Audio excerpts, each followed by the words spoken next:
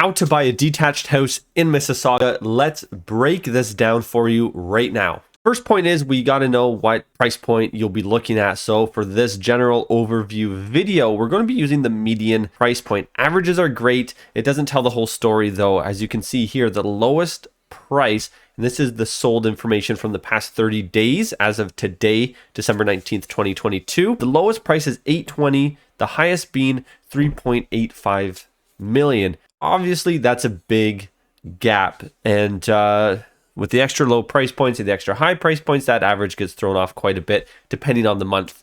So we're going to be using 1.297 as the number we're working off of, and that'll get you your average detached home in Mississauga. So here I am on the Rate Hub website, and I love this website because it gives a really good, clear breakdown of exactly what's needed. And if you've been playing around with the numbers, I'm sure you've come across this website as well. So here we are, 1.297 as our starting price.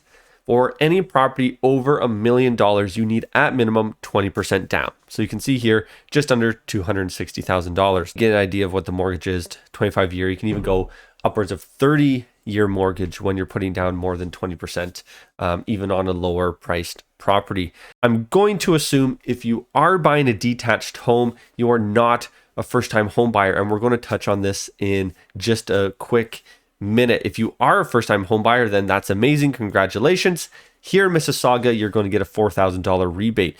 Now, this is the biggest thing that comes as a surprise to most people. So that is also on top of the down payment that you need. So on closing day, you're going to be paying the land transfer tax. So really something to keep in mind, because that is not a $22,000 surprise you need come closing day. That is to be paid on closing in cash. I'm saying in air quotes, obviously it's going to be a check and not cash. So not only for your down payment, you need your land transfer tax. Keep in mind you're going to have lawyer fees, title insurance recommended, home inspection highly recommended, appraisal fees are going to be involved. And again, this is using the 20% down scenario, and you can adjust this as well, which is really easy to make those numbers work for you. So at the bare minimum, and again, this isn't including any adjustments, moving costs, or anything like that. At the bare minimum, you should have $285,000 cash. I'd even pump that up to $300,000 just to be on the safe side, because again, you're going to need extra savings as well. At the end of the day, you don't want to zero out your bank account, and in fact, the lenders and banks won't let you. So you need your savings to keep you going, as well as the down payment and all the cash needed to close. Something to keep in mind as well is anyone in the market today, they didn't wake up yesterday and decide today that they're going to buy a house. There's been years and years of planning and preparation, making sure they've sacrificed some things in their life to be able to save that money. They're debt free or have very little debt. They've got money in the RRSP they're pulling out as first time home buyers. You got up to $35,000 you can use as long as you pay it back within 15 years. You have investment accounts that have been accruing over the past decade, maybe 20 years. The other side of things is people have been playing the long game. They know the steps it takes to move up into that detached house.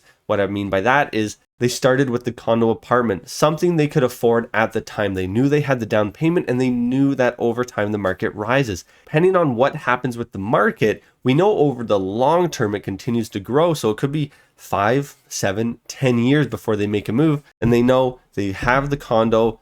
Yes, they're sacrificing that space and the big backyard and everything else, but they're making it work so they can move up into the condo townhome, move up into the semi, and eventually move up into the detached home. Very rarely does anyone get a detached house right out of the gate. Those days are long over from the stories of your parents and your grandparents. So today, take those real estate steps. You got to play the game. Otherwise, you're constantly playing catch up because you can't save as fast as the market moves. And speaking of long-term growth and family, that is what a lot of buyers in this marketplace are doing. They are lucky enough to have parents, grandparents even, great-great-grandparents who have owned property for a long time. So they're selling, they're getting that extra cash to use as a down payment, maybe refinancing, and they're taking advantage of the gains in the market to help the younger generation. Otherwise, save, invest what you can, pay off all of your debts, keep that credit score high, think long, and you'll be buying a detached house in Mississauga